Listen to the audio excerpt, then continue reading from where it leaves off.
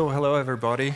Thank you for the kind introduction, and again, sorry for my colleague Karl Brockmeier, General Manager of Leybold US, who couldn't make it today.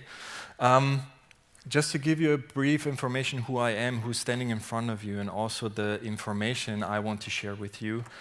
My name is Kerim. I'm one of the two managing directors of the company FLEKT. So who is FLEKT? We are a startup software company based in Munich, focusing on enterprise software platforms, enabling our industry customers creating own in-house augmented reality applications without any programming skills or the need of external agencies, supplier, or software developers. So I'm standing in front of you. I have a bit of experience in industrial augmented reality. Before joining FLEKT, I was sales director at Metaio for 2.5 years. You might know Metaio. This is the company who was acquired by Apple 2 years ago. And so I have been working in the augmented reality industry domain since over 7 years. Yeah. And so I think there are some challenges which are no challenges anymore, but still challenges from back then, which are still valid currently. So a big difference is, I have it here as well. In comparison to 2012 and 2017 is that we are really in an augmented and virtual reality boom. Back then, in 2012, when I came to industry companies and said, okay, I'm pitching augmented reality. Yeah, what is augmented reality? So then you had really to start from Adam and Eve, saying augmented reality is the enrichment of the real environment by computer-generated blah, blah, blah, blah. So all the definitions you know from Wikipedia and whatever. So we always had to really explain the technology itself, and this changed dramatically the last 7 years. Or let's say the last 2 to 3 years. You will see some headlines here that different industries are investing heavily. Not only specific industries, also the top 5 technology companies like Google, Apple, Amazon, Facebook, Microsoft are really digging extremely into this. Because as you all know, we truly believe in that. This is the next computing platform. So not only the technology companies, I think also very important to mention is the whole ecosystem, which changes dramatically. Yeah? A game engine, like Unity, 400 million investment. Magic Leap, startup, creating a device, light field technology, 1.5 billion in investment, led by Google and Alibaba. So you will see it's not only the SDKs, the tracking technology provider and software developer, it's really the whole ecosystem which picks up dramatically. On the upper right corner, you will see Microsoft partners with ThyssenKrupp, so meaning there is an industry company purchasing 24,000 HoloLenses for their service technicians. You know how expensive a HoloLens is. No matter if you buy the developer kit or if you buy the commercial kit. Yeah, we're talking about 3.5 to 5.5 per unit. Yeah? So imagine the investment behind that. So let's jump into it. It is really a big change for us, or something we really perceived in 2016, which boosted augmented reality for the industry. And this was PokémonGo. It sounds ridiculous, yeah, but for the first time, I didn't have the need to really explain augmented reality. I said, what are you doing? Yeah, we're doing augmented reality. What is this? Yeah, this is kind of PokémonGo. Ah, okay, I understand.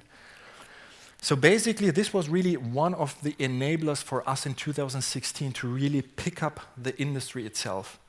So we identify 3 major trends. One is enabler. Yeah, so there were different applications really forcing and giving augmented reality a whole new platform globally. The second one is acceptance. So the end user itself accepts the technology. It's not only the PokémonGo users, it's also Snapchat spectacles or any other kind of devices or applications. The people, the users like to engage with these kind of technologies. And the third one we are convinced is a convergence, what we say. It's not about single technologies. For us, every technology comes together. It should be a problem-solving application at the end of the day. So talking about PokémonGo, why was it so beneficial for us? Let's just figure out some key facts. Just a few numbers around PokémonGo, and then I will come to the real, to my topic, the secret life of augmented reality in the industry. So PokémonGo did 600 million revenue in the first 3 months. I think within the first month, 100 million downloads overall, now 750 million downloads. They gained revenue in total of 1.2 billion. We know that the majority of that was reached in 2016, 950 million. So in 2017, we have a lower level, but still they have a constant level of income and a constant level of active users. What I want to highlight with that is, imagine seeing these numbers, these benefits, using augmented reality. Do you think that any other game players will do something similar in the future? I don't say Pokemon, it can be anything else, Game of Thrones Go or whatever. Of course they will, because they hope to have a similar success, seeing that numbers, that it is accepted by the end customer, that you can really earn money with that. We expect something like this also for 2017. So what are the enablers for 2017? Is it IKEA, who announced a partnership with Apple? Because they did something similar with Mitaio back in 2014, and then they want to use the new AR kit? Or is it Lego or any other broad audience which they enable with AR? And also Apple coming up with the AR kit this year, and also the devices we're expecting until the end of this year. But I will pick up one thing from my previous, let's say, presenter. It's all about hardware. Yeah, we are of course Magic Lens, Magic Leap will come up, new devices will come up, but this doesn't solve your problem of really scaling content, and I will come to this. So, what about the industry? Are there benefits for augmented reality in industry?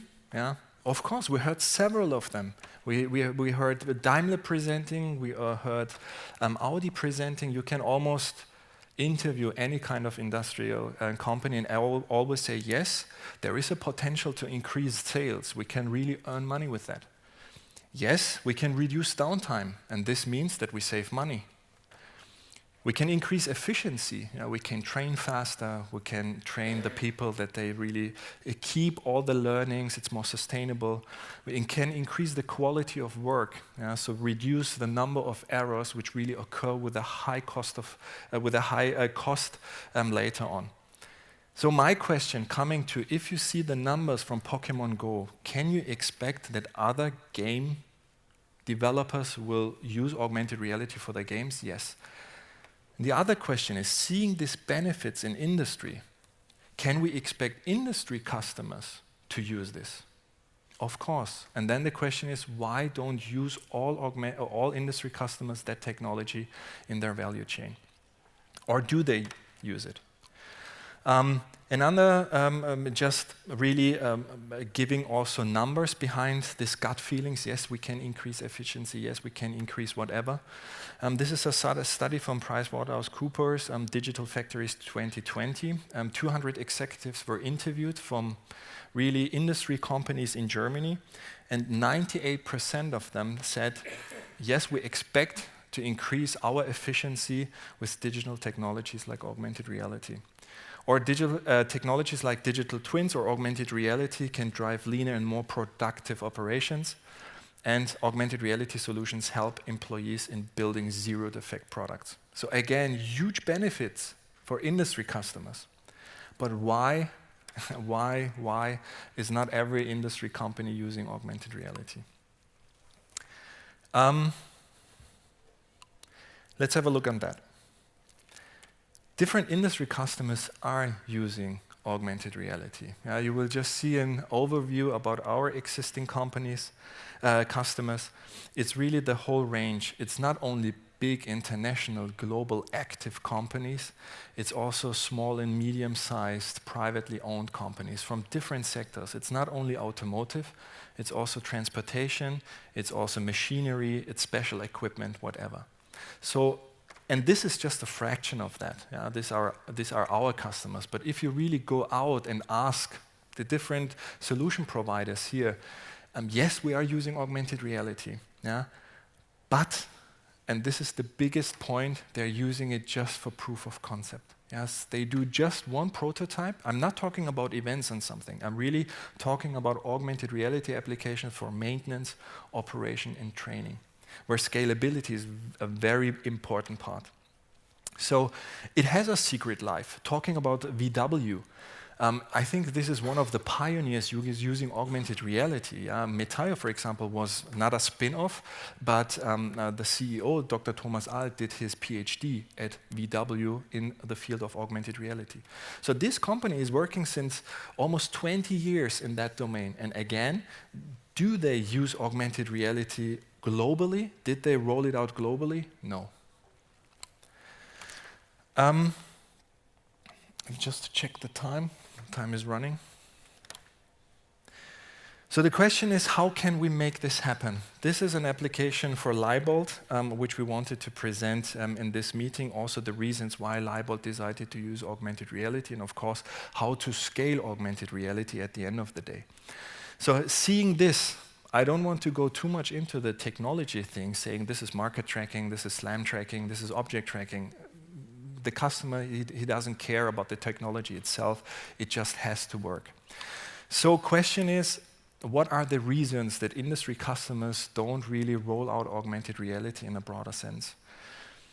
And we think there are a couple of reasons for that, or this is the feedback we receive from the industry. I don't have the required infrastructure in my company, defined infrastructure. I don't have CAD data. So I'm not producing any kind of equipment. I don't have construction data, so I have no 3D content I can show, so nothing can pop up. Yes, but not fully valid. In my opinion, augmented reality is not only showing something in 3D. Augmented reality is detecting something from the real environment and showing contextual information. This can be text, video, images as well. So the idea is to increase efficiency, and increasing efficiency doesn't necessarily mean that you always have to show 3D content. So I don't accept this excuse. Perceived risks. Data security, camera on the shop floor. You're not allowed to take your iPhone or any kind of other devices. If you're talking about smart glasses, whatever, augmented reality has to detect and has to scan the real environment. So if you don't have a camera, you can't detect anything. Okay, I can expect that. These are regulatories and these are something the companies have to work on. This might be an excuse. Expensive hardware. I talked about Microsoft HoloLens, 3,500 to 5,500 euros. Yes, but this is the developer kit. This is just one device. There are, of course, Vuzix and Epson and ODG, other devices on the market, starting with a lower price point, but we're talking about a future technology. So over the time, the next 2, 3, 4 years, whatever, the price will drop dramatically. The last point, I will skip the one. No proof, no evidence of positive outcome of AR. So the most things you see, no matter if it's a service provider, no matter if it's a studio, most of them say, yes, with augmented reality, we can reduce downtime. So where's the number? Yeah, we can reduce downtime by 15%. So it is very hard to give a clear evidence which is valid to different industries, different company sizes, and different qualified service technicians. I think, in my opinion, and I'm truly convinced about that, the only reason is you can't scale augmented reality content as an industry company so far if you don't use any kind of platforms. What do we mean with scalability? Imagine we heard different talks from Audi today. The most proof of concepts you have different management in different companies. They say, let's take Audi, or let's take car manufacturer B. B says, yes, we want to use augmented reality for our manufacturing or for our service in the workshop. You say, yes, let's do a prototype because we want to see the evidence that we can reduce the errors or we can increase the efficiency. Let's take model A for this specific repair. changing of the oil filter in the engine bay, and then we benchmark service technicians with augmented reality and service technicians without augmented reality. And then you have a clear evidence. Yes, we could increase the efficiency by 5%. The management is convinced, the whole company says, yes, this is the future, and now we're talking about the scalability. The management says, yeah, that's fine, but we don't have one car, talking again about Audi A1, A2, A3, A4, A5, A6, A7, and we didn't start about the Q series. So you have different car models. You have different configurations. Yeah? One are automatic, the other ones have manual shift. So you have different configurations. You have different markets with different configurations. And you don't have just one single repair procedure, exchange the oil filter, you have hundreds. You have not only one component built in, you have hundreds and thousands of different components. So if you would come to your service provider, to your agency, or any other company, everyone would say, scaling like this is not possible. If you give me a couple of years and a couple of millions, I might do this. But this is not the solution for industry companies. And this is the only reason why a lot of successful proof of concepts, prototypes, are immediately put on hold, because the management and the company knows, okay, no matter how successful this is, we can't roll it out. It's just too expensive. So how can we make this happen? Really getting rid of the limitation, it's not scalable. It's like all other innovations. Make the innovation scalable at low costs. Sounds very simple. In theory, it is simple. So going away from project development, going more to the product development. So all the applications we have, I don't know if you have any industry companies here using augmented reality or at least having a prototype. You will see that this is project development so far. If you assign someone and say, okay, this is my concept, I want to have augmented reality.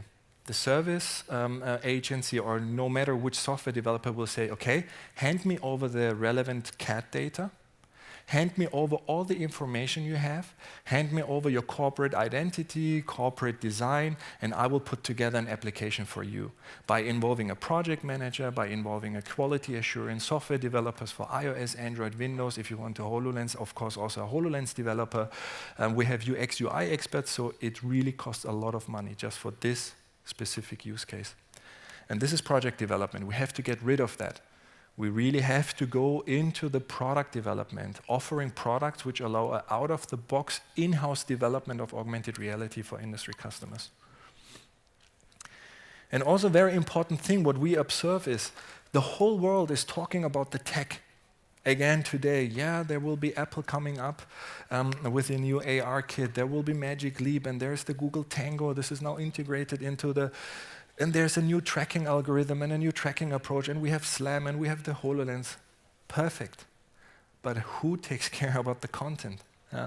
So having the equipment in the market, having the tracking technologies, doesn't help you as an industry customer or general as a customer to really fill your applications with content. So the last years, everyone and the whole market was talking about the tech, about tracking, and about hardware, but almost no one was talking about the content. And this is something where we say, this is the bottleneck to really augmented reality picking up in the industry. So again, content is king. The tech is already there. Please transfer your information automatically into an AR scene. So it has to be scalable and cheap for industry customers. And please stop with sandbox projects. Or if you intend to do augmented reality applications, you can do this. I don't stop anyone, but this is really an advice from us, really from the beginning, because everyone hopes and everyone expects that your concept will be successful. But then you need to have the answer, what happens then? What happens if I don't want to have one language or two languages? What happens if you want to have 27 languages? What happens if I want to really support my whole product line with augmented reality? And then if you don't have an answer, I don't know if it makes sense to really even develop this prototype or proof of concept. So how do we solve that as a company? As I'm short on time, I will really skip everything. We always focus on problem solving. What we do, we don't sell augmented reality. Now, I'm dedicated into augmented reality. And at the end of the day, I don't care what the technology is called, augmented reality, mixed reality, virtual reality, whatever reality. It has to solve the problem of a customer. So focus on the problem solving and not focus on, hey, yeah, there's a new device, Magic Leap coming up, you have to do something with that. No longer custom, yeah, because we are really entering a time where the solution has to be out of the box. Yeah? By using software platforms, what we develop, because of course this is an advertisement of our company, but we are really focusing on the content, enabling everyone to create own augmented reality applications. No need for software developers. This is really huge. I mean, these are highly specialized and highly skilled software engineers. We don't talk about iOS or native Android development. These are computer vision experts. And they're really very bare on the market. And if they graduate, or if you have some kind of experienced people, then you are competing with the big corporates like Siemens, BMW, because everyone nowadays is looking for computer vision experts. Yeah? So if you are depending on finding an external freelancer, an agency who have really these computer vision experts, then you are highly dependent. So it must be possible within your existing resources, with your existing experts. So for example, technical documentation or 3D CAD experts. And the most important part, affordable solution for daily life scenarios, talking about industrial application. Of course, we said you can, if someone would come to me and say, yeah, you have a business, you're a manufacturing company, and I say, yes, I have a solution for you. I can guarantee that you will save 2 million in training per year. It sounds great. Then I ask, yeah, what do I need for this? There's a technology called augmented reality, but you have to invest 4 million per year.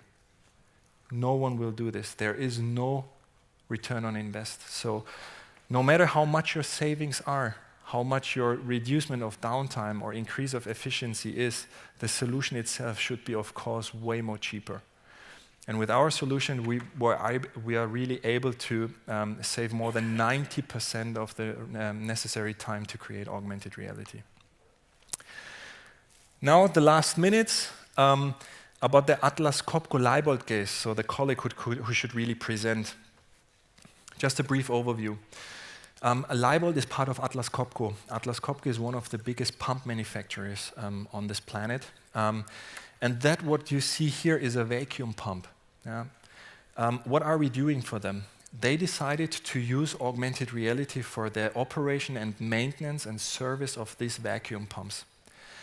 Why is it so important? These vacuum pumps allow this one. Who knows Hyperloop? Okay, perfect. For those of you who don't know Hyperloop, Hyperloop is one of the revolutionary transportation concepts of Elon Musk, so the founder of SpaceX, Tesla, the Boring Company, blah, blah, blah, blah. One project is Hyperloop. It is a vacuum tube where a capsule can really travel with up to 1,200 kilometers per hour from A to B. So this capsule, what you see here with the passengers, is hovering through this tube. To be able to do that, you need a almost vacuum environment. And the pump manufacturer I showed, Leybold, they're delivering and deploying, installing these vacuum pumps later on globally. So as you can imagine, there's a high dependency. If I don't have a vacuum in that pump, then of course I can't hover with this transport system. And then I have downtime. This doesn't mean only for this capsule, it also means for every other capsule which is also in the tube as well. So there must be immediate or as less downtime as possible. And as Leybold isn't able to really cover all these services all over the world for this highly specialized vacuum pumps, they evaluated, analyzed, and came to the result that augmented reality is the right way to go. So we created with our platform and handed over to our customer. So our customer right now is able to create own augmented reality applications, service procedures, step-by-step guidance, poise scenarios, visual instructions on their own. So they can modify, change all the content which is visible in different devices. So once you do the content with our platform. You can publish it into iOS, Android, and Windows smartphones, tablets, as well as seamlessly into the HoloLens. Meaning, again, I don't have to assign for every single platform a software developer. Okay, I'm now done. No. Yeah, I know. As I said from the beginning, I always tend to talk longer than expected. So you do the content once, and by clicking on a button, you can publish it into really different channels, also into the HoloLens. This is possible by creating interfaces to their own IT infrastructure, but this is something too technical. I won't go into too much into it. Another scenario, also together with this vacuum pump, is a HoloLens application to really support the service technicians by changing different components within that pump in short time, even though they have maybe not the required technical education beforehand. By really visualizing step by step everything in real scale and orientation, you can enable less qualified people to do higher qualified work, and this ensures that you can really react quite fast on any kind of errors on products which are deployed globally. So last 2 slides, no 3 slides, but I will skip this one. Again, the tech is already there. Don't expect, in the future there will be tiny glasses, there will be light field technology, and Apple will come up with own glasses and whatever. Yes, the technology will go ahead. We are definitely on the right way, but this doesn't solve your content problem. The applications still have to be developed if you can't do it on your own, and you have to think about the scalability. Last slide, similar to the automotive industry. It's back in the early 19th century where for an automotive you needed a lot of resources to create really tiny output. And nowadays you have few people, almost fully automated factories, able to really create masses of content, masses of products. And we are facing the same with augmented reality, and we want to go exactly that direction. Not having a lot of resources, as I mentioned, a project manager, a software developer for the different native languages, a UX, UI specialist, Q&A, blah, blah, blah, blah, blah, blah, blah, blah. You will really pay a fortune for applications. And this has to change, that few people can really create mass data within the customers, and this is what we are heading. Let's leave the project development, let's go and dive into the product development to make this industrial augmented reality coming out of a secret life, really going to the surface and be productive. So that's it from my side. Thank you very much.